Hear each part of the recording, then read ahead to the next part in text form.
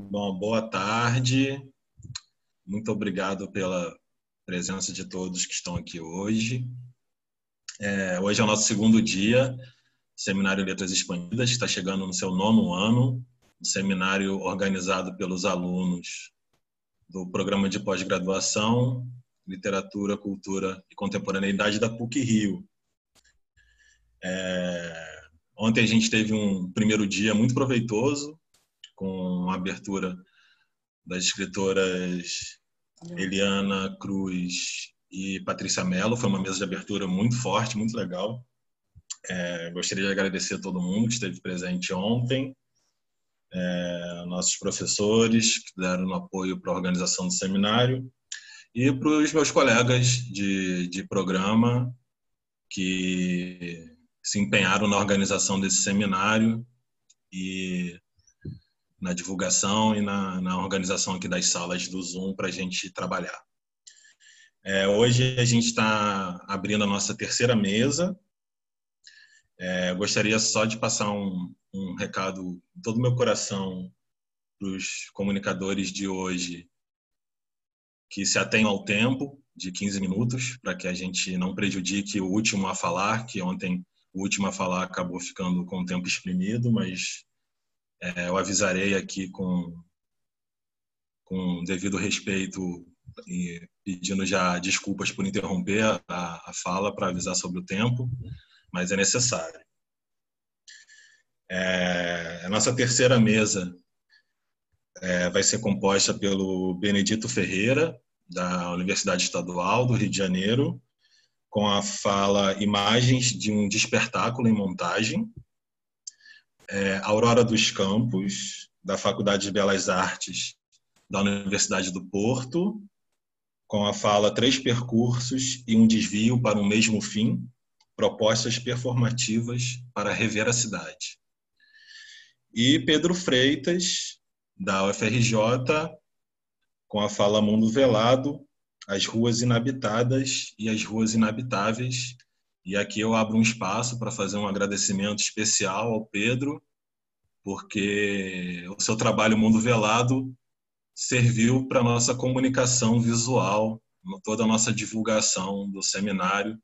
Nós usamos as imagens de fotografias que o Pedro fez durante a pandemia que está em curso, nos seus primeiros meses, nas ruas da Zona Norte do Rio. Um trabalho lindo que me tocou muito e que nós agradecemos muito pela abertura, pela sessão das imagens para compor a comunicação visual do nosso seminário. Pedro, muito obrigado. A gente ficou muito feliz em poder trabalhar com as suas imagens e que elas acabaram representando visualmente as questões que nós estamos passando no momento com o coronavírus e com toda essa situação que desencadeada por esse momento totalmente inusitado da história, né? Obrigado, Pedro. Claro, eu que agradeço, assim, eu fico muito feliz de poder colaborar com o seminário e acabou que realmente as imagens conversavam muito, né, com a proposta que vocês tinham e é isso, eu fico muito feliz de poder ceder as imagens. A gente agradece também. Então, eu passo a fala para o Benedito Ferreira, da UERJ. Por favor, Benedito. Olá, vocês estão me ouvindo? Sim. Bom, eu quero agradecer também o convite, o aceite, né, de participar desse seminário, dizer que estou muito feliz e para mim, que venho de um programa de artes, estabelecer conexões com outras áreas do conhecimento, que aparentemente não conversariam ou de alguma maneira se mantêm estanques aí, né? Para mim é muito importante fazer essas interlocuções, especialmente no que diz respeito à ideia de texto, que para mim é fundamental no meu trabalho como artista visual e como pesquisador do doutorado em artes da Universidade do Estado do Rio de Janeiro. Bem, eu vou compartilhar aqui a minha apresentação para que eu possa comentá-la. O título que eu atribuí a essa fala se chama Imagens de um Despertáculo em Montagem. Eu utilizo esse termo despertáculo a partir de um poema de um poeta goiano que se chama Pio Vargas. O Pio Vargas é um poeta que faleceu precocemente em 1991 em Goiás, que é de onde eu venho, eu sou goiano. E, enfim, me mudei para o Rio de Janeiro para cursar o doutorado, né? Então, com a suspensão das aulas agora em 2020, eu dei início a esse projeto que se chama Despertáculo. Eu me aproprio desse termo do Pio Vargas, que é um neologismo. Ele utiliza despertar e espetáculo, né, para a construção desse termo, um poema. Nesse poema do Pio Vargas, ele constrói uma ideia de um artista que desperta para o espetáculo que é a vida e que é a descoberta da cidade. Ele faz uma espécie de ode à Goiânia, uma cidade muito jovem, que é de onde eu venho também, uma cidade que sequer tem 100 anos de idade e que, curiosamente, pouco mais de 30 desses 84 anos de Goiânia está marcada pela questão com Césio 137, né? Aquele acidente terrível, que é uma marca na história da cidade, uma marca triste, e que completa essa chave, né, dessa historiografia da cidade de Goiânia. Então, nesse trabalho, eu comecei a escrever cartas para o poeta Pio Vargas e para o fotógrafo Samuel Costa. Os dois foram mortos precocemente, o Samuel Costa em 1987, vítima das complicações da AIDS, uma cidade extremamente tradicionalista, né? Imagina Goiânia de 87, o Samuel Costa viveu muitos anos na França e voltou para Goiânia para poder ficar mais próximo à família.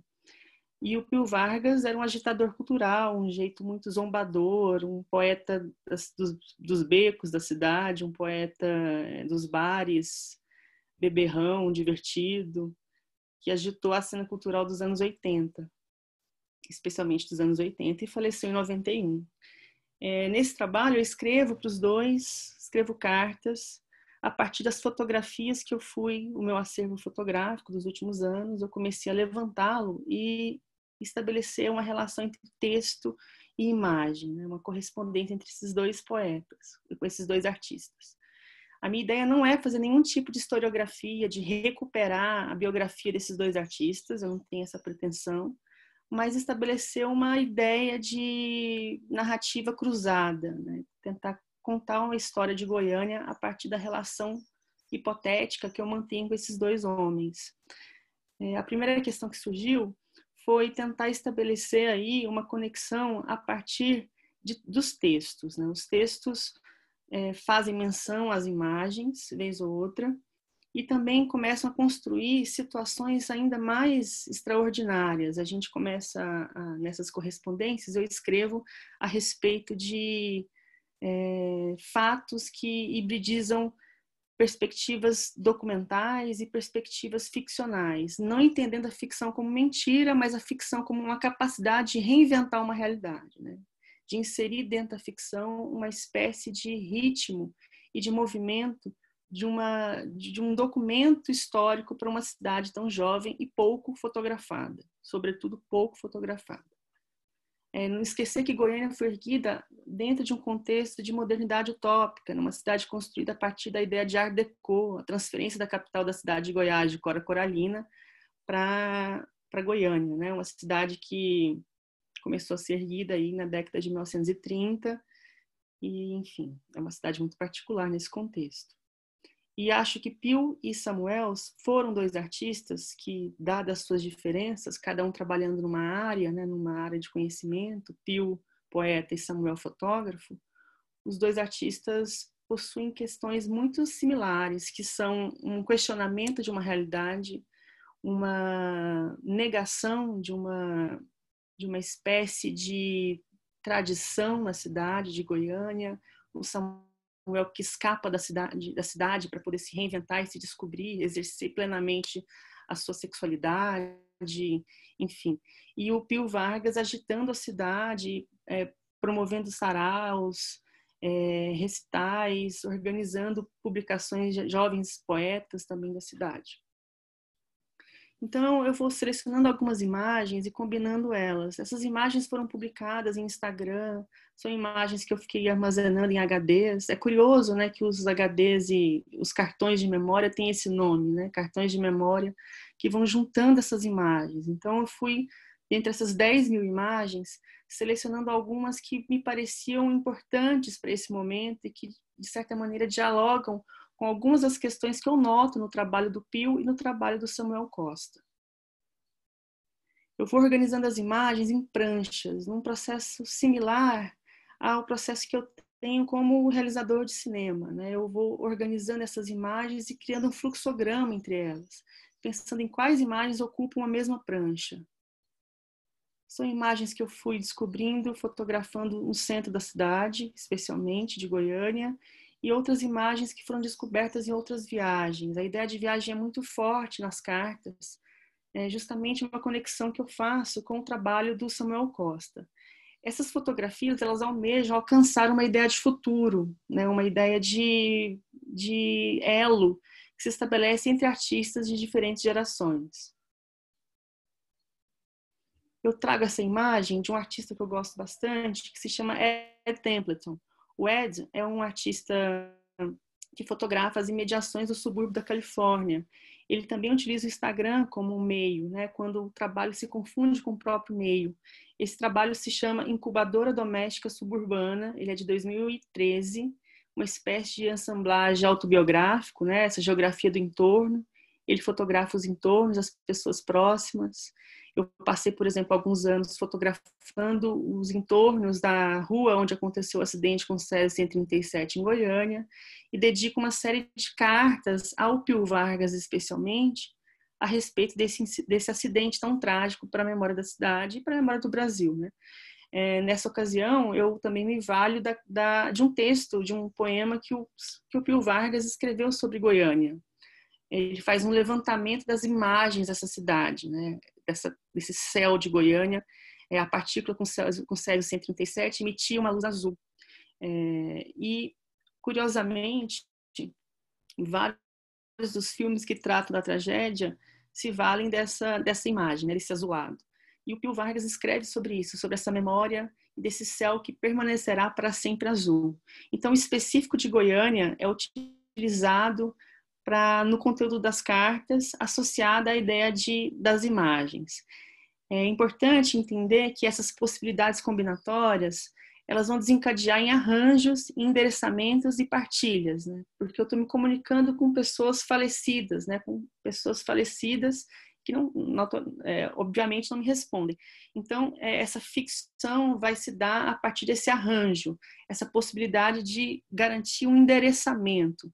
É claro que o conteúdo das cartas não recupera um dado historiográfico, então é evidente aí que as pessoas que vivem em Goiânia têm uma certa proximidade com o texto, porque elas conhecem as ruas citadas, elas entendem do que eu estou tratando ali, né? A memória do Césio, ela está mais acesa em quem é de Goiânia do que no resto do Brasil. Então, algumas dessas questões vão sendo pontuadas no conteúdo desses textos. Alguns textos já foram publicados, algumas cartas minhas foram publicadas em uma publicação da UFMG, e outra vai ser publicada agora no Escritos de Artistas da UERJ. E a ideia é colecionar essas fotografias, combiná-las a essas cartas ou no próximo ano desenvolver um livro com as fotografias e as imagens, ou então pensar uma expografia similar àquela que eu mostrei do Ed Templeton, em que texto e imagem estejam próximas, né? Não o texto assumindo um protagonismo frente à existência dessas imagens. Bom, eu trouxe esse trecho aqui, que está no texto que eu escrevi, pensando essas práticas que alocam o objeto em um lugar do hipotético, ou seja, trabalham de modo a inquirir a imagem e o conteúdo das cartas. Ao conceber as montagens como gestos curatoriais, extraio delas 3 partidos conceituais: a dúbia dor, o esplendor do incomum e as imagens que pedem para serem encontradas. Eu tenho acreditado que a arte é uma maneira de garantir o encontro dessas imagens, as imagens que pedem para serem encontradas. Ao fotografar o centro da cidade, eu trabalho com essa convocatória do outro, né? Vocês viram aí algumas imagens que tem muitos personagens. Então, esses personagens, essa convocatória desse outro, uma cidade pouco fotografada, e também uma cidade que eu acho que o Centro-Oeste é uma região bastante específica nesse território brasileiro, né?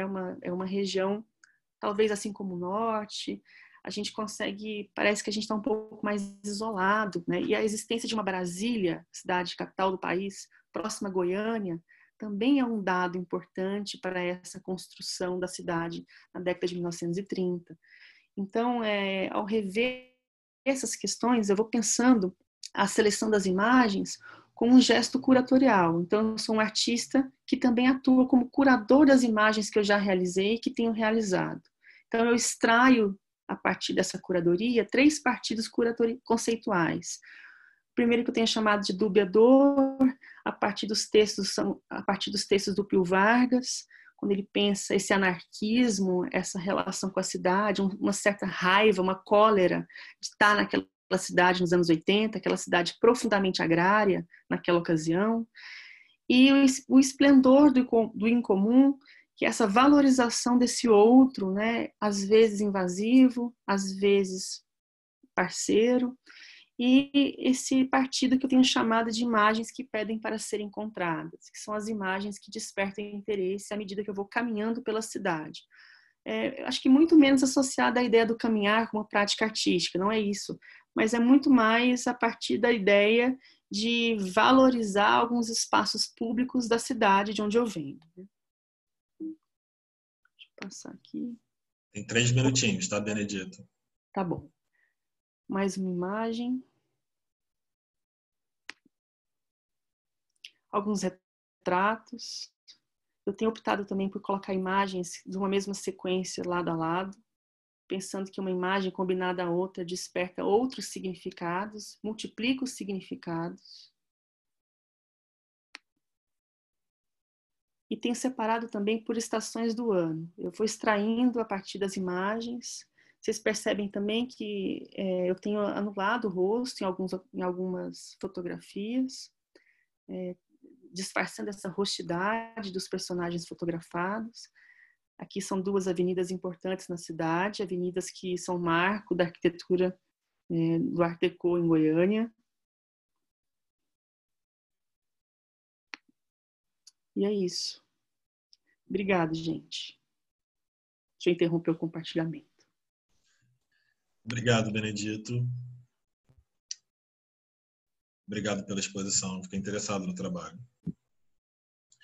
Bem, gostaria agora de passar a fala para a Aurora dos Campos. E tem um recadinho que eu esqueci de dar no início, que as perguntas são encaminhadas pelo chat, então fiquem à vontade para movimentar o chat com perguntas e com questões, que no final a gente reúne e passa para a mesa e faz um debate, tá?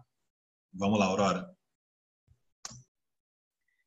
Olá, boa tarde para quem está no Brasil, boa noite para quem está em Portugal ou em outros lugares, não sei que horas são.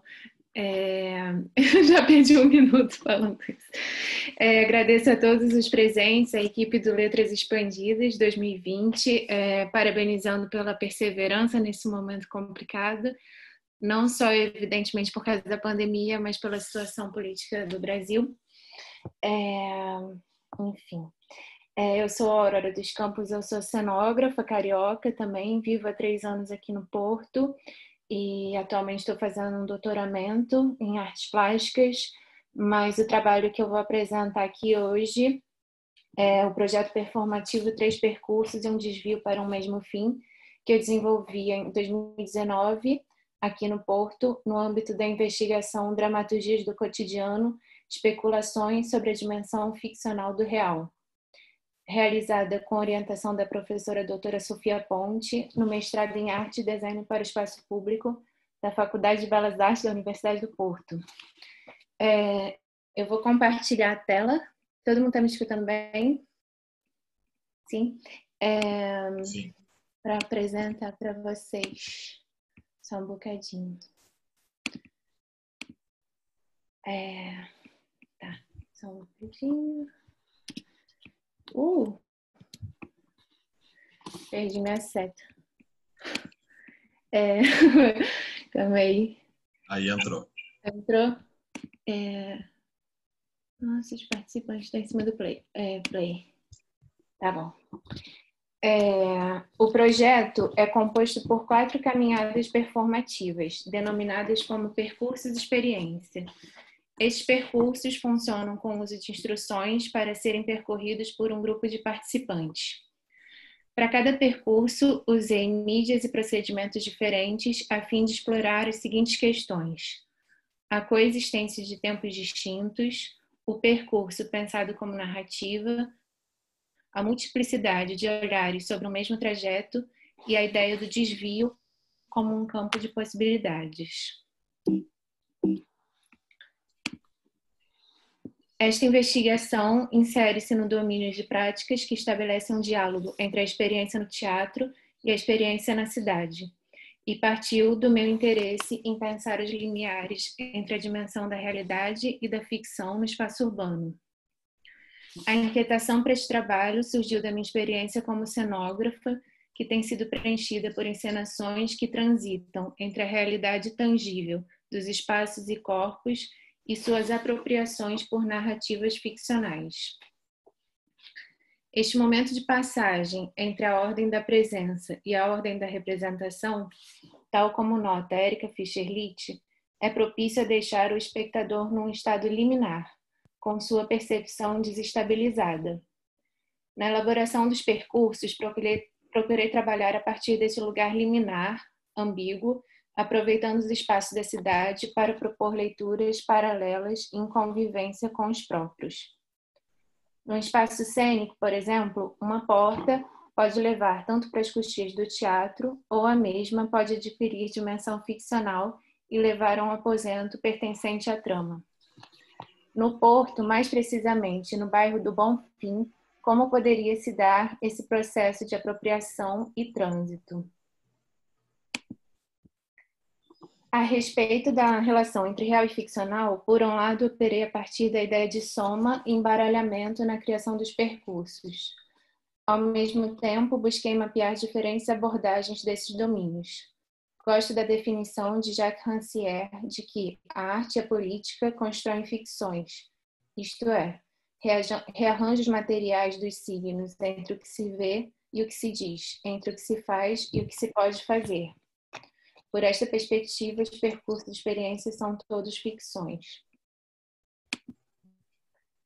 Assim, foquei minha prática artística para a rua, desenvolvendo as questões que tenho vindo a experimentar em palco. Concentrei-me em meu cotidiano como matéria e lugar de trabalho, fazendo uma análise aos espaços que percorro diariamente. Olha o mapa do lugar onde eu vivo. Os percursos surgiram a partir dos trajetos que realizei para levar meu filho ao infantário ao longo de 2 anos. A freguesia do Bonfim, onde vivemos, possui esse mapa peculiar, com quarteirões irregulares, ruelas e muitas diagonais, de modo a propiciar vários caminhos diferentes com duração aproximada para o trajeto casa-creche. Assim, podíamos zigue-zaguear cada dia numa combinação. O estudo desse mapa e nossa experiência diária impulsionaram a criação do projeto. Os percursos que compõem o projeto são Variação de uma Manhã, Percurso como Narrativa, Os Lugares e as Quase Coisas e o Percurso Z.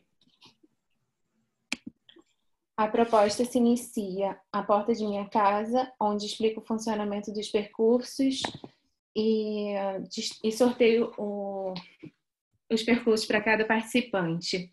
Cada espectador sai individualmente com seu kit com mapas e instruções e percorre seu trajeto a seu tempo, eventualmente se cruzando nas interseções dos caminhos. Ao final, todos nos reunimos em frente à creche para troca de impressões e confraternização.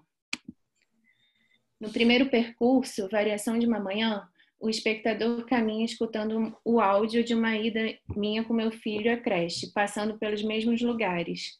É como um recorte de uma manhã. Nesta experiência, pretendi provocar uma interferência entre o espaço mental do espectador e a cidade. O áudio atua em sua percepção, deixando num estado intermédio entre 2 realidades temporais atreladas, a que se percorre e a que se escuta na gravação. Outra proposição do trabalho é testemunhar o tempo da criança e explorar a cidade. No mapa, assinalo as audiolocalizações que ajudam no sincronismo entre as caminhadas. Eu vou tentar botar aqui um trechinho do áudio. Tem bastante ruído. Vamos ver se funciona.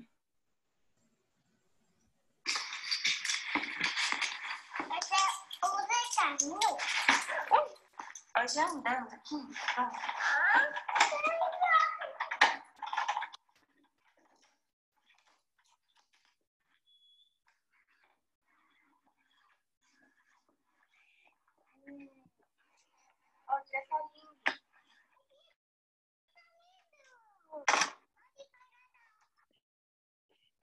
Delíriozinho, né? Tava com 2 anos e meio. Então, assim, a partir do dia tá lindo, o espectador vai caminhando e olhando essas indicações para tentar sincronizar o passo. Opa. Como numa cápsula do tempo, em variação de uma manhã, o áudio registra e nos conecta a detalhes que contam as modificações ocorridas no caminho. Uma árvore com flores passa a estar seca, uma parede tem um novo desenho, uma obra não está mais presente. Já o segundo trajeto, percurso como narrativa, se relaciona aos espaços da cidade. Pensado como um texto tridimensional, o percurso é dividido entre 7 momentos-lugares, que são espaços de interesse para a narrativa que pontuam um trajeto. Para cada local específico, há um texto para ser lido. No primeiro, com o título Porta 177, à frente de casa, solicita que se dê atenção aos detalhes do caminho e o que eles contam, a fim de ativar a percepção do espectador para os acontecimentos do seu trajeto. De lá, segue-se até o segundo sinal, que está localizado em um cruzamento, ponto em que o texto propõe que o terceiro sinal toque na imaginação do espectador e abra-se a grande cortina entre a esquina do talho e da florista. Assim, a narrativa vai sendo construída pelo somatório das leituras, os acontecimentos de cada caminhada e a experiência subjetiva do participante. De um momento, lugar ao outro, o espectador atravessa a narrativa até chegar ao envelope final, a porta 40, que já é a da creche. Só um minutinho. O terceiro percurso, Os Lugares, as Quase Coisas, foi criado em coautoria com o artista Luiz Canefuco. O pensamento aqui foi direcionado pela vontade de revelar múltiplos olhares sobre o mesmo trajeto. Ponto um caminho. A Praça Jardim da Moreda, o Café Asa de Mosca e a Creche Fofinhos. Cada local possui instruções que funcionam como um roteiro incompleto para o participante. Na praça, sugerimos que se escolha uma janela e imagine quem ali vive. Um viúvo na contemplação de sua casa vazia, na sacada da bandeira do porto um adolescente e Dono Custódia, que em dias bonitos fecha a janela. Foram algumas das personagens inspiradas pela praça nos encontros que realizamos. Da praça, o espectador segue um percurso exercendo ações como coletar ou deixar um objeto, fotografar, mapear e criar pequenas dramaturgias urbanas. No Café Asa de Mosca, sugerimos: 1. Sente-se e peça um copo d'água. 2. Observe esse café. 3. Escolha uma pessoa e imagine o que ela está pensando. Escreva ou grave um áudio. A última proposta de percurso experiência é o percurso Z. Entrelaçando-se aos demais, este representa o desvio. Percorrer o Z tende a conectar-nos a um tempo subjetivo e não funcional.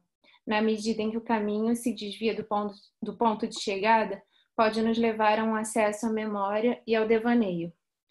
A criação do Z foi desencadeada pela leitura de Hélder Gomes Cancela, na qual o autor propõe a ficção como ferramenta de subversão simbólica do real. Assim, o Z surgiu como um desenho a ser percorrido, materializado num mapa-jogo, sem nomes de ruas para se guiar.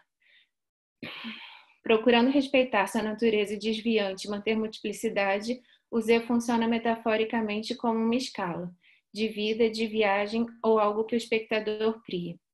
Houve uma participante, por exemplo, que optou por relacionar o Z com a escala de sua gestação. No mapa-jogo, há várias propostas de interação com os lugares do Bonfim. Escutar uma cabine telefônica obsoleta, ver o fantasma de sua própria presença numa esquina, adentrar uma zona desconhecida e gravar o áudio do que se vê. Eu vou jogar aqui o áudio. Só um bocadinho. Da zona desconhecida. Essa foi uma área que eu não entrei para brincar um pouco com essa ideia de conhecer um lugar a partir de vários relatos. Largo do Camarão, onde parece dar mais possibilidades de caminhos do que realmente dá, que são dois caminhos, um reto e um para a direita. Acho que por causa desse prédio abandonado aqui. Enfim, cada um conta de uma forma totalmente diferente. É bem legal essa experiência. A última paragem do Z é na Praça da Alegria, onde se propõe: se fosses criança, o que faria nessa praça? Subir, pular, correr. Enfim, chegamos à creche. Agora, algumas considerações que eu vou fazer. A investigação fez-me refletir sobre o quanto nossos hábitos se moldam a um sistema cultural pré-estabelecido que pode ser tomado por nós como realidade.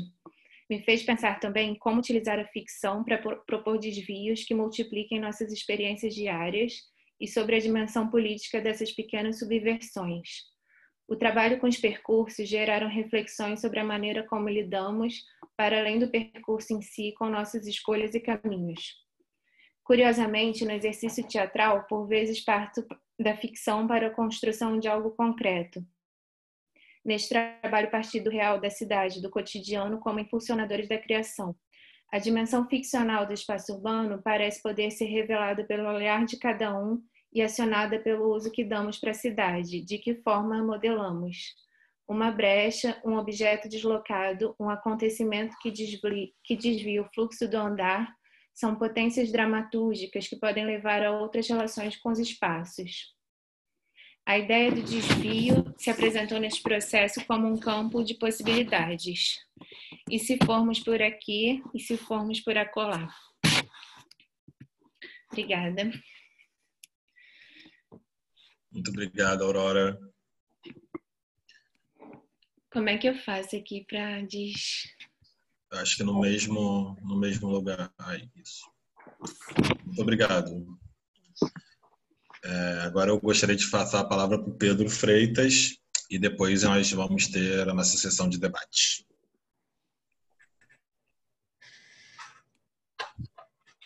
Olá a todos. Eu queria primeiro agradecer a todos pela presença e elogiar o seminário. Estou achando a programação incrível e vou continuar acompanhando aí durante a semana. Parabéns pelo trabalho de vocês. Eu vou compartilhar aqui também a minha tela.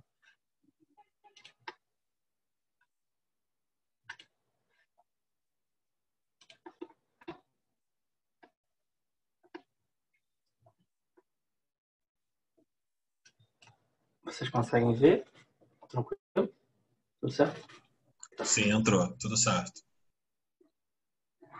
Beleza. Então, eu vou apresentar um pouco a minha pesquisa. Eu participo do programa de pós-graduação em Artes da Cena, do UFRJ.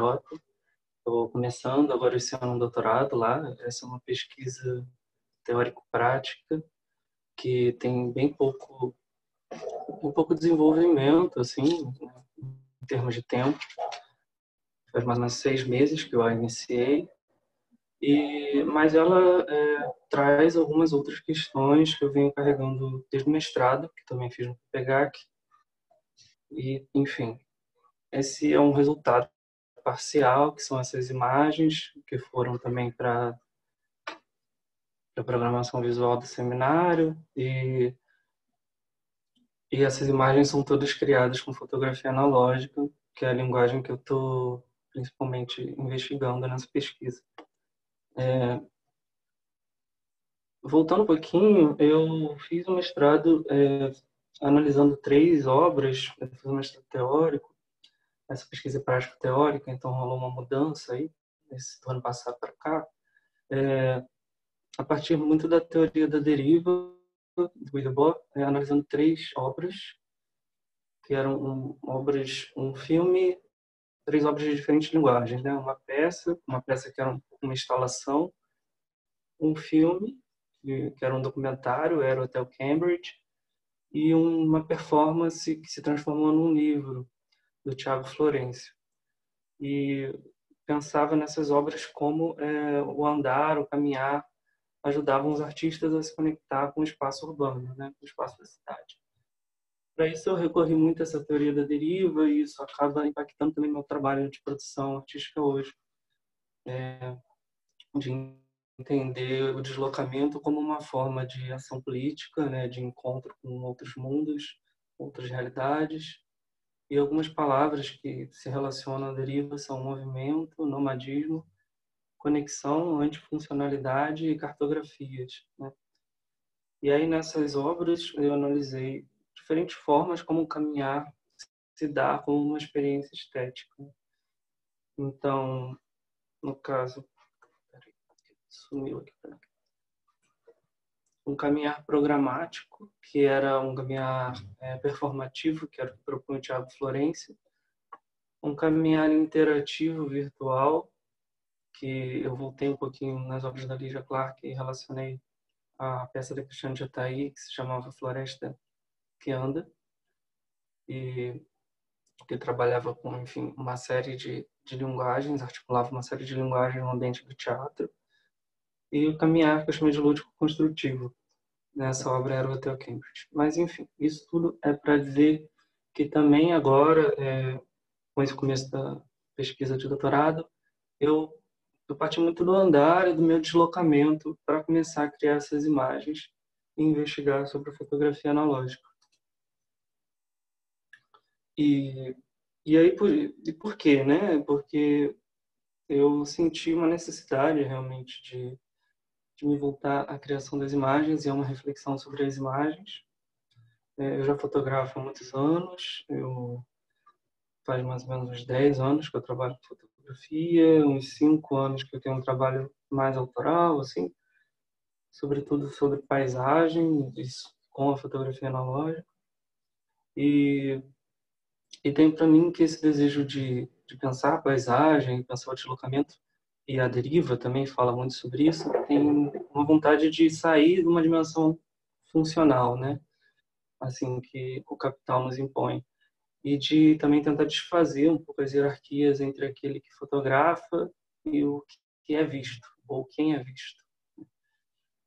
Bem, entrando no doutorado, eu optei pela fotografia analógica e comecei a entender, tentar pesquisar, eu acho que ainda é uma pesquisa que está muito no começo, quais eram os interesses e quais eram as questões que me guiavam, mas entendi que havia um interesse por esse tipo por essa linguagem, por um desejo de encontrar uma fotografia que fosse mais material e que se relacionasse a essa questão do ambiente, né? E aí, com isso, eu retornei alguns teóricos que trabalhavam com a ideia do antropoceno, né, que é essa era que marca a ação do homem sobre a natureza, né? E foi uma categoria que foi criada por antropólogos e geógrafos para demonstrar esse momento onde a ação do homem sobre a natureza é irreversível, né? Nós já transformamos o mundo e de uma forma tão predatória que isso não é possível mais se retornar. E frente a isso, pensar como agir de outra forma no ambiente. Então, aqui tem uma citação do Krenak que eu vou ler rapidinho. O nosso apego a uma ideia fixa de paisagem da Terra e de humanidade é a marca mais profunda do antropoceno. Essa configuração mental é mais do que uma ideologia. É uma construção do imaginário coletivo. Várias gerações se sucedendo, camadas de desejos, projeções, visões, períodos inteiros de ciclos de vida dos nossos ancestrais que herdamos e fomos brilhando, retocando, até chegar à imagem com a qual nos sentimos identificados. É como se tivéssemos feito um Photoshop na memória coletiva planetária entre a tripulação e a nave. onde a nave se cola ao organismo da tripulação e fica parecendo uma coisa indissociável. Ou seja, a humanidade, né, ela não é a única forma de fluir os ambientes, né?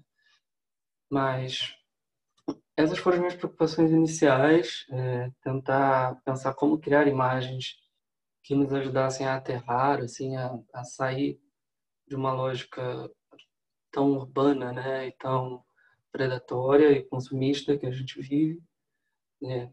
Passei pelo Viveiro de Castro e pela Débora Danowski sobre isso, e aí eu comecei de fato a minha pesquisa prática, pensando a fotografia analógica como uma linguagem que tem recursos limitados, né, tentando emparelhar ela a esse problema do ambiente, né, do meio ambiente, da crise climática, por conta disso. E, bem, a fotografia analógica ela se encontra entre a presença e a memória, né? Ela é um retrônimo, uma forma de se referir a uma tecnologia que já foi ultrapassada, já não é mais hegemônica, mas que foi ressignificada por conta de ter saído desse lugar de hegemonia. E ela se opõe, a meu ver, muito aos algoritmos, à imediatez e à higienidade da fotografia digital.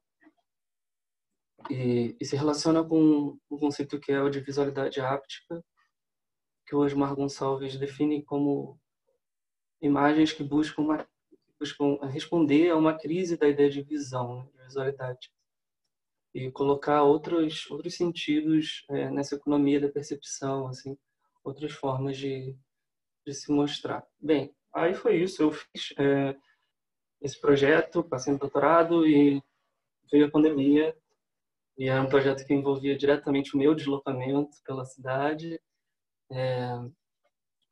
Eu tinha a ideia, curiosamente, de fotografar paisagens sem a presença humana, isso em fevereiro, e aí depois veio o isolamento, eu não tinha mais presença humana mesmo, mas também não podia ir para a rua, e fiquei alguns meses assim, travado, pensando, e agora, né? O que eu faço? Como eu posso continuar, começar minha pesquisa, prática, aquela primeira vez que eu estava fazendo, enfim. E aí eu descobri, assim, já conhecia, mas nunca tinha feito propriamente. Comecei a fazer uma série de revelações de filmes em casa, fiz alguns cursos, algumas oficinas sobre isso. E esse foi o primeiro filme que eu revelei, que era um filme antigo. E é muito engraçado pensar essas imagens, porque são imagens que eu tenho uma vaga noção de quando foram feitas, mas nenhuma certeza. E esse processo de revelação me abriu realmente a uma outra forma, assim, de me relacionar com as imagens, com a fotografia, de ter uma criação, acho que ao mesmo tempo mais concentrada e mais lenta, sem ser tão imediata, né? Sem se resumir ao momento do clique, do instante, do fotográfico, né? A fotografia, em sua história, exaltou muito o instante. E aí eu me propus a sair logo em agosto, quando começou a ser possível, né, sair, para tentar registrar um pouco esse retorno às ruas e registrar, sobretudo, as pessoas que não saíram das ruas, né, os trabalhadores essenciais. E isso aqui no bairro onde eu moro, no Grajaú. E essas são algumas imagens que eu fiz e que eu revelei em casa. Pessoas trabalhando, tentei ao máximo manter o distanciamento, né? Mas eu acho que tem uma coisa que o Negro Léo falou no Janelas Abertas, que foi um programa lá do programa que eu participo, né, que eu faço parte, que é que ele está dividindo o mundo entre pré-corona e pós-corona. Eu até coloquei aqui antes AC e DC, que é antes de corona, depois de corona, né? Porque é muito isso, assim, é outra relação com o espaço urbano mesmo, né? E como eu já vinha investigando a cidade, e as ruas, é chocante, assim, essa mudança. Então foi um impulso de registrar mesmo esse momento. Não tinha como. E aí foi engraçado, porque eu fui registrar, mas não era o... Eu antes queria fazer as fotos dos espaços vazios, né? E aí essa urgência da situação, né, levou a mudar completamente os planos. Aqui tem mais algumas fotos. E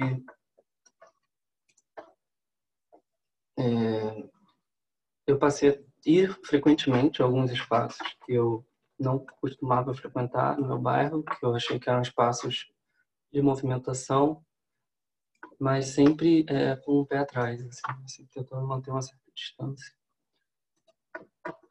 E mais recentemente eu voltei um pouco à ideia inicial da minha pesquisa, que era realizar imagens de paisagens sem pessoas, e mudei um pouco também minha forma de fotografar. Eu agora levo um tripé e fico um pouco no espaço, não só chego, tiro uma foto e vou embora, como pensando a fotografia como essa forma de habitar mesmo, né, o espaço urbano.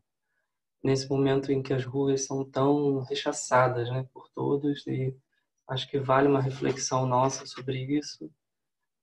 Existe, lógico, o problema da crise sanitária, mas ao mesmo tempo existe uma histórica negação da rua, né, que é muito cômoda para muita gente. E, sobretudo, para quem é poderoso, né, quem está na hegemonia. E, bem, eu passei, então, a criar um trabalho fotografando esses espaços a partir de uma proposta performativa, programática, que era a seguinte: eu saía de casa e determinava, antes de sair, um número de passos. E quando eu chegasse nesse número de passos, eu parava, montava no tripé e tirava uma foto. Eu estou desenvolvendo esse trabalho agora. Essas fotos foram feitas desse jeito. E depois, né, eu acho que a revelação também fotográfica tem a vantagem que te faz olhar de novo para as imagens, né? Quando você fotografa com uma câmera digital, você fotografa e depois as imagens vão embora, né? Posta e tal, e aí depois nunca mais olhou para aquilo. A revelação obriga você a olhar de novo e tentar criar alguma organização para isso, alguma conceituação. E então, olhando de novo para essas imagens vazias, eu passei a pensar que eram imagens de desaparecimento, né? De desaparecimento daquelas pessoas que ali estavam antes. Um minutinho, Pedro. Tá acabando. E eu sigo nessa procura de pensar quais são essas imagens que nos ajudam a aterrar, né? A nos conectar com o chão da cidade. E nessa das revelações, isso se abriu para mim como paisagens que são também interiores, né? E refúgios. E aí eu queria ler aqui a definição, um pequeno trechinho que a dona Haraway fala sobre a ideia de refúgios. Penso que o nosso trabalho é fazer com que o antropoceno seja tão curto e tênue quanto possível, e cultivar uns com os outros, em todos os sentidos imagináveis, épocas por vir que possam reconstituir os refúgios. Essas são as últimas fotos que eu fiz. São longas exposições noturnas, com uma câmera de médio formato, uma câmera maior. E junto a isso, eu também venho fazendo pesquisa teórica, né? E relembrei do Benjamin, quando ele falava que a descoberta, né, da fotografia não era a da câmera, mas sim a do negativo e da conquista de uma sensibilidade, né? Então, eu acho que esse termo, sensibilidade, também pode ser mais amplo e não só técnico, né? Para a gente pensar a nossa relação com a cidade e com o ambiente em geral. Enfim, ele diz que a fotografia nos dá uma terna empiria com aquilo que é fotografado e uma reconexão perdida que está para quem está à frente e atrás da câmera, né? Desfaz essa fronteira. Essa eu acho que é a forma que ela tem de agir politicamente no mundo. E é isso. Obrigado. Obrigado, Pedro. Começamos bem hoje, hein? 3 falas de pesquisadores e artistas, artistas pesquisadores, com muitos interesses em comum e trabalhos com desdobramentos bastante diferentes. Queria fazer uma primeira provocação, convocando e convidando aí os nossos ouvintes para também participarem do debate, enviarem perguntas pelo chat. Engraçado, porque eu fiquei com uma primeira impressão com o tema da curiosidade. E engraçado o Benedito trazer a história do Césio, porque a história do Césio é uma curiosidade trágica das pessoas que acharam enfim, aquele material radioativo. Eu acho que era num entulho, né, num lixo. Benedito, acho que você pode me ajudar. E acabou sendo uma coisa trágica, enquanto a Aurora estimula a curiosidade, né? Estimula a percepção desse passante. E o Pedro enfrentando essa questão das ruas vazias. E aqui no Rio de Janeiro existe um medo da rua, né? A rua é perigosa, a rua é violenta. E agora a rua é um vetor de contágio, né? Fiquei pensando um pouco sobre essa questão da curiosidade e acho que a gente podia fazer mais uma rodada com uma fala de vocês, comentando um pouco do trabalho, e fique à vontade para interagir entre vocês, que eu imagino que tem aí coisas a conversar, se vocês ainda não se conhecem, não trocar ideias sobre os trabalhos. E Benedito, também na sua intervenção, gostaria que você falasse um pouquinho dos textos, porque você comenta sobre dois autores que não sei se estão publicados, o Pio Vargas e o Samuel Costa, né? E como é que essa relação, como que isso te norteia no seu pensamento visual, digamos assim. Mas podemos falar um pouquinho sobre rua, curiosidade, essas relações, e vamos abrir aí para mais perguntas. Sobre o Césio, não é a primeira vez que essa temática reverbera no meu trabalho. Eu acho que é uma ferida, né, aberta, e eu acho que é uma ferida que não vai ser cicatrizada. Não vejo quando, né, essa ferida vai ser cicatrizada. O lote onde aconteceu o desmantelamento da cápsula radioativa, ela aconteceu no centro da cidade, né? Então, muito próximo de onde eu morava. E essa área, ela foi chumbada para evitar a radiação. Então, ela está toda cimentada, sem nenhuma placa de identificação. Existe uma vontade do poder público, a nível federal, municipal e estadual, de apagamento dessa história, né? E ao mesmo tempo em que as vítimas estão num processo constante de lutarem pelos seus direitos, né, se organizando ali politicamente, enfim. Inclusive a PUC Goiás conseguiu uma aprovação de uma construção de memorial em Goiânia, que é algo que não existia. Então, o curso de arquitetura e urbanismo da cidade está organizando esse memorial. Mas, de fato, é uma história cheia de questões, uma história muito complexa mesmo, porque ela ainda persiste, né? A antropologia, os pesquisadores da antropologia têm evitado utilizar o termo acidente, porque o acidente pressupõe um início e um fim. Eles têm usado o termo evento, o evento radioativo, o evento radiológico, porque o evento ele não tem uma data, né? Uma data, a gente consegue mensurar um fim, a gente consegue entender esse perpetuamento ao longo do tempo, né? Mas sim, foi numa clínica radiológica que estava abandonada, e 2 catadores de lixo encontraram parte do material, levaram para casa de um deles ali próximo e desmantelaram parcialmente a estrutura, e depois no ferro velho ela foi toda desmantelada. E aí a tragédia aconteceu em setembro, um mês muito quente, um mês que não chove. Dizem que se tivesse chovido, a tragédia teria sido 3 vezes maior do que foi. Enfim, é uma história que Goiânia tem 84, 85 anos, estou em dúvida agora, e 31 deles estão marcados pelo acidente. Então, é um número muito grande, considerando o tempo de existência dessa cidade, né? E é evidente que os artistas sempre tocam nessa questão, né? O Pio Vargas toca nessa questão. Ele faleceu em 91, né? O acidente é de 87, mas o Samuel Costa não. O Samuel acabou falecendo antes ali. E aí eu acabei escolhendo esses 2 artistas, porque são artistas que eu não...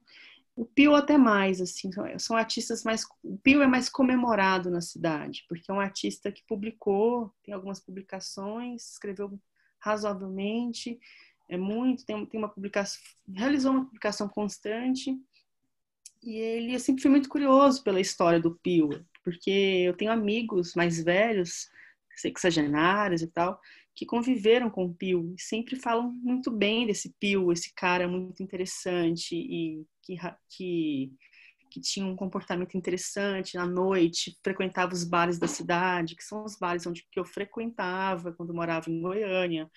Então, e a poesia do Pio é de fato muito bonita. Ele tem um livro publicado, organizaram uma antologia poética. Ela foi publicada, acho que no início dos anos 2000, por um outro autor goiano, outro poeta goiano, organizou todo o trabalho do Pio. E o Samuel eu descobri recentemente, eu não sabia do Samuel, porque eu fui fazer uma pesquisa no MIS, Goiás, Museu de Imagem e Som, e descobri que eles publicaram um catálogo com algumas obras do Samuel. E o Samuel é esse artista, né, que mora muitos anos fora, viajou por toda a Europa fotografando, fotografou todo mundo da MPB e organizava retratos, exibindo o próprio corpo, autorretratos incríveis em banheiros. E evidentemente que essas imagens não foram publicadas, né? Essas imagens permanecem no acervo do MIS, por questões que me parecem muito da ordem da moral mesmo, essas imagens do tônus, do corpo masculino. E eu fiquei pensando, nossa, será que essas imagens circulavam em Goiânia nos anos 80, né? Essas imagens dele, será que ele fazia questão de mostrá-las? Então ele permanece um mistério, que eu não quero desvendar, não tenho essa curiosidade de fazer um levantamento biográfico desses dois artistas, porque não é assim que eu me relaciono com eles, né? Eu me relaciono a partir de uma ficção como documento, né? Tô ficcionalizando uma relação que a gente mantém nessas cartas, mas que só eu escrevo, né? Que eu imagino que eles respondam um diálogo entre artistas de diferentes gerações mesmo. Então eu acabei utilizando esse artifício, essa estratégia, para poder contar uma história de uma Goiânia, especialmente aquela que me diz respeito, que é aquela dos anos 2010, né? Uma Goiânia moderna, uma Goiânia, enfim, que tem as suas questões, uma cidade de 1 milhão e tantos mil habitantes, diferente daquela que eles tinham nos anos 80.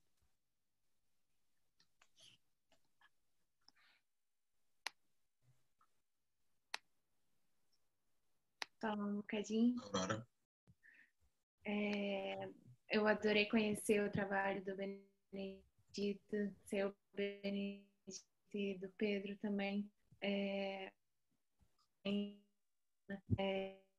A forma como o Benedito, enfim, um pouco também sobre o Benedito, de algumas coisas se relacionam, não quer saber também totalmente, né? Tem uma coisa, enfim, um afeto também que permeia coisas parcialmente descobertas e como a ficção se relaciona com o seu trabalho.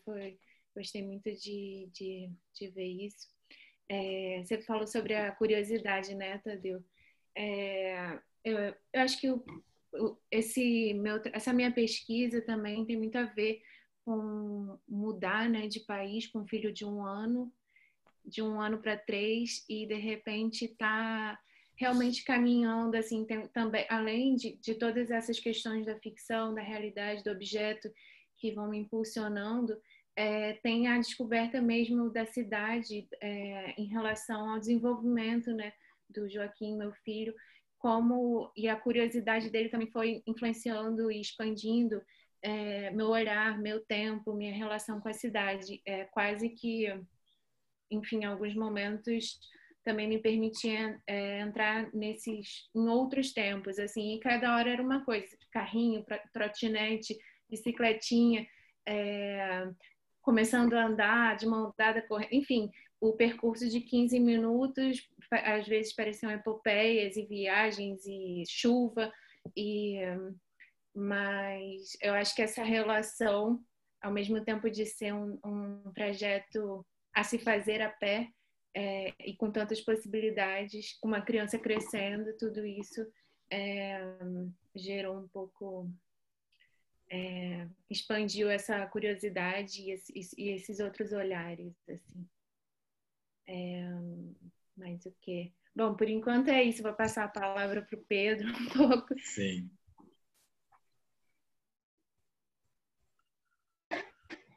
Oi, então, eu achei muito interessante, assim, a conexão, né, das pesquisas na mesa.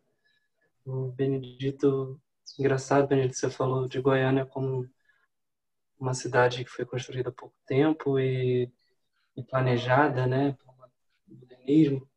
E o meu bairro também é a mesma coisa, que é super incomum para o Rio, porque, enfim, o Rio é uma cidade super antiga, né, mas o Grajaú tem cento e poucos anos também foi um bairro planejado, e acho que isso influencia de alguma forma, né, as fotos. Não sei muito bem como, mas talvez influencie até a minha forma de tentar explorar e descobrir esse território. E a Aurora, eu gostei muito assim do seu trabalho. Eu acho que achei muito interessante como você desdobra, né, em várias linguagens esse percurso que você faz, essa situação, né, que é um desenho, mas ao mesmo tempo tem os relatos em áudio, né, tem os textos que as pessoas escrevem. E acho muito valioso isso de propor situações para as pessoas realizarem nesse espaço público da cidade, né? A gente é muito carente disso em geral, né? A cidade é muito vista como um lugar de passagem só, mas a passagem pode ser cheia de desafios e jogos, né? Como você propõe, Sim. achei muito legal, assim mesmo. E sobre as ruas, eu acho que tem um problema, né? Que assim, é isso que o Tadeu falou muito, né? As ruas são muito condenadas, né? No Rio, elas são a força e ao mesmo tempo são um lugar de medo, assim. E nesse momento do corona, eu acho que é muito dúbio, porque de fato a gente tem que tomar cuidado para não reunir muita gente. No Rio de Janeiro, isso às vezes é um pouco difícil, vocês sabem. Mas a rua é um pouco esse lugar do descontrole mesmo. Mas assim, tem estudos, muitos estudos, né, que dizem que as atividades ao ar livre são muito menos propícias à contaminação do que atividades em lugares fechados, né? E a gente tem aí os shoppings abertos, as academias abertas, né? Os parques fechados, né? É incompreensível.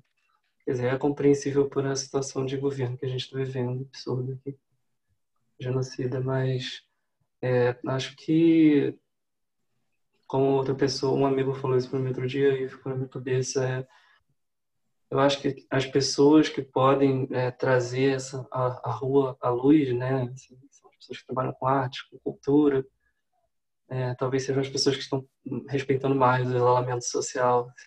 Então, é paradoxal e, ao mesmo tempo, acho que a gente tem que pensar sobre juntos, né, não sozinho. Sim. Trazendo aqui dois pontos aqui do nosso chat. O primeiro comentário da Luciana Targino, se não me engano, com a fala do Pedro, que ela coloca assim: interessante esse método de pesquisa da contagem de passos e paisagens aleatórias. Parece vir da estatística, mas foge completamente ao engessamento dos números. Essa questão da aleatoriedade também, né? E eu vou transmitir aqui um comentário da Camila Uchoa. Os 3 trabalhos tratam da trajetória dos indivíduos na cidade. Lembrando o pensamento do professor Renato Cordeiro Gomes, nosso professor aqui do programa que morreu recentemente, e diz que todas as cidades são a cidade. E autores como Edgar Allan Poe, que descreve o homem como uma coisa só, diluído na multidão. O trabalho de vocês parece justamente buscar a particularidade desse indivíduo, que é paradoxalmente uno e muitos. O que particulariza esses indivíduos e o que os torna comuns no espaço público, né? Acho que a Camila está falando mais nesse sentido. Acho que a gente pode manter a ordem, Benedito, Aurora e Pedro.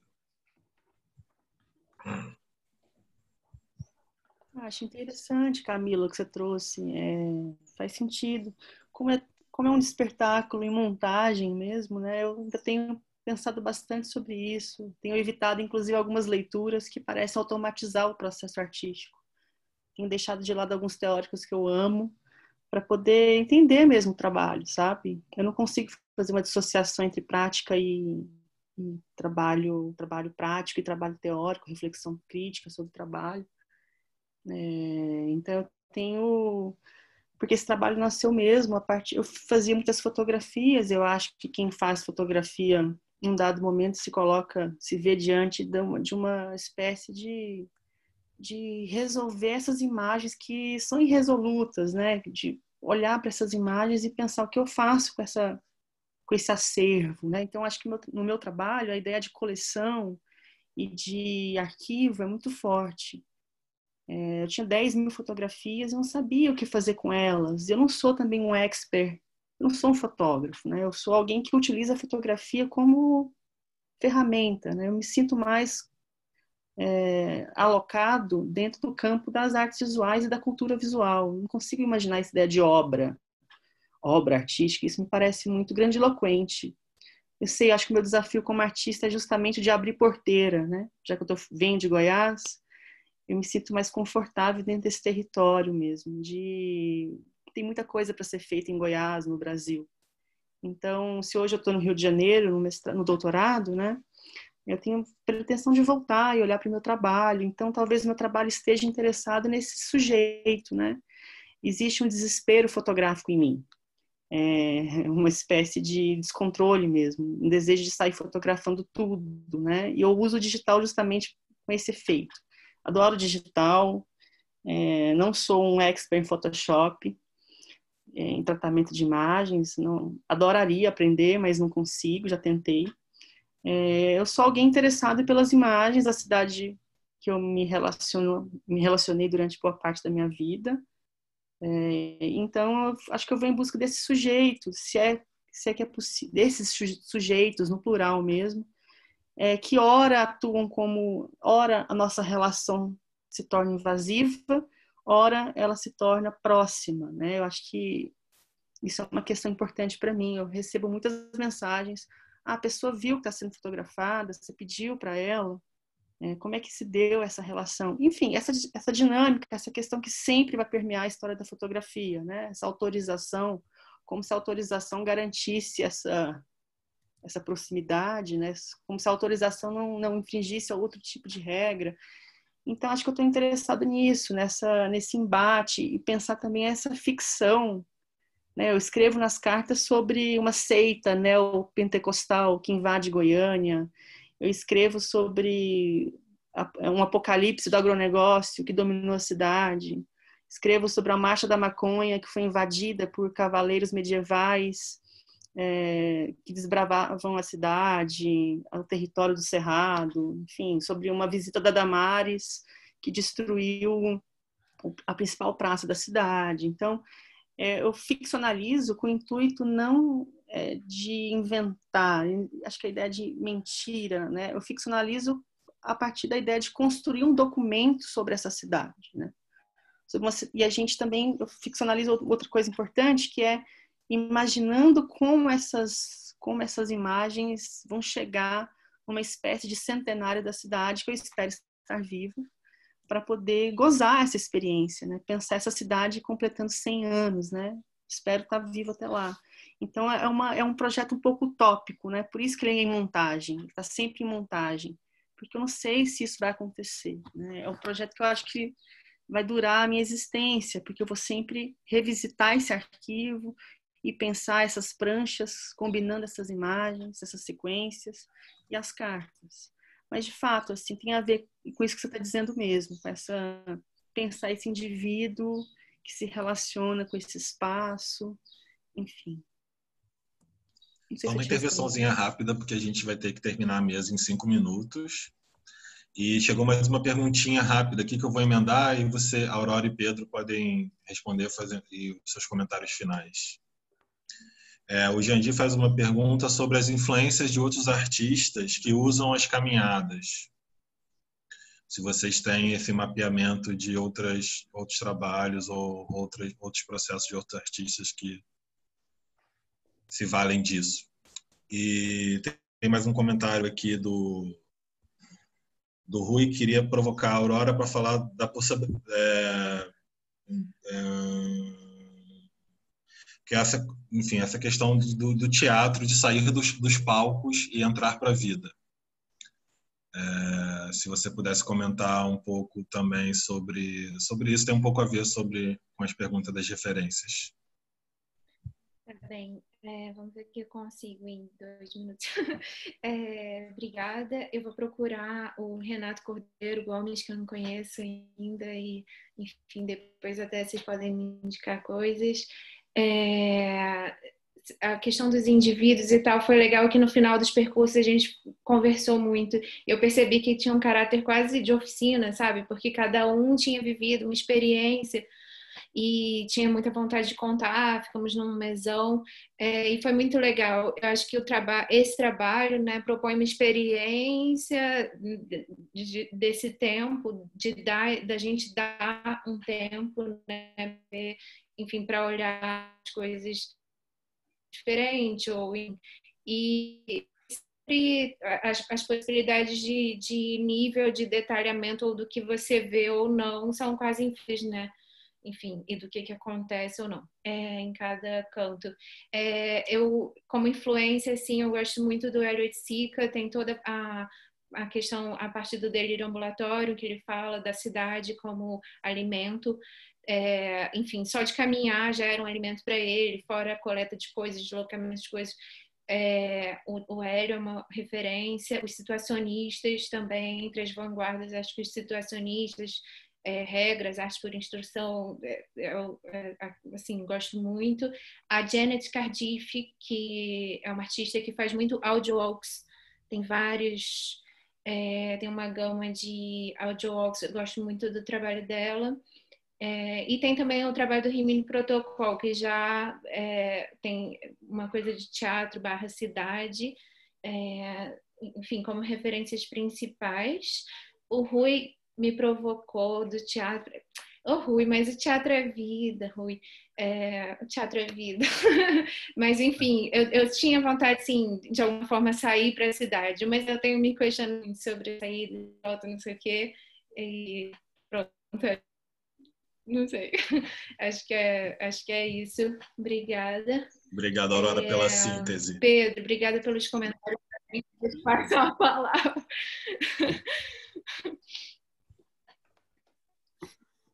Bom, vamos na correria aqui, final, poucos minutos. Eu acho que esse encontro com o outro, né, com o sujeito urbano é muito... É o que é a fotografia, assim. Por mais que eu não queira fotografar pessoas, eventualmente elas estão ali naquele espaço, né? Então, eu tenho tentado pensar formas de fotografar que sejam menos roubar a imagem, né? Só tá ali e falar com a pessoa e trocar como para criar essa imagem junto, né? Quem está fotografando e quem está sendo fotografado. Isso é um desafio muito grande, mas com um tempo mais dilatado, assim, que eu acho que esse trabalho de fotografar com filme permite, isso se torna um pouco mais possível. E assim, eu acho que a gente tem que pensar que a gente é indivíduo e coletivo, né? Sempre. E tem gente que tem menos direito à individualidade do que a gente, então é complicado, assim, a gente desliza, né, entre essas duas instâncias, não tem muito jeito. Acho que é isso. Eu acho que tem muitas questões, dá para ficar um tempão falando aqui. E quem quiser depois me procurar também para conversar mais. E a Aurora, o Benedito, também adoraria trocar mais com vocês depois. Vamos trocar e-mails, sim, né? Eu pensei que a gente tivesse 5 horas de mesa. Até as 4, infelizmente. Mas muito interessante. Eu gostaria muito de agradecer, Benedito, a Aurora, Pedro, parabéns pelos trabalhos, muito bem elaborados. E ficamos todos curiosos. E acho, sim, que, enfim, tem figurinhas para trocar entre vocês, com certeza. Gostaríamos de agradecer os presentes pelo esse início de segundo dia.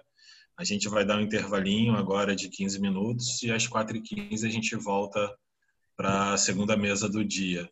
Muito obrigada, Aurora, Benedito, Pedro. Pode falar. Falta eu falar da Paula Berenstein mesmo, a Valesca colocou aqui, muito, tem elogios errantes. Só pra... Desculpa, era só isso. Benedito, você quer falar rapidinho das referências? Que acabou que eu passei essa pergunta muito rapidinho. Eu tenho utilizado bastante o Rancière. Tenho também utilizado uma pesquisadora da Federal de Goiás, que se chama Carla Damião, uma grande leitura do Benjamin, e pensa essa questão do deslocamento também, a ideia de cidade-objeto. E Foucault, né? Tenho usado bastante o Foucault. Não tem como. Enfim, é isso. Muito bom. Querido, obrigado. Obrigado a todos e daqui a pouquinho nós estamos de volta para a segunda mesa do segundo dia. Podem ficar na sala, quem quiser tomar um cafezinho, dar uma esticada nas pernas, daqui a pouco a gente está de volta, tá bem? Muito obrigado. Obrigada a nós. Boa noite.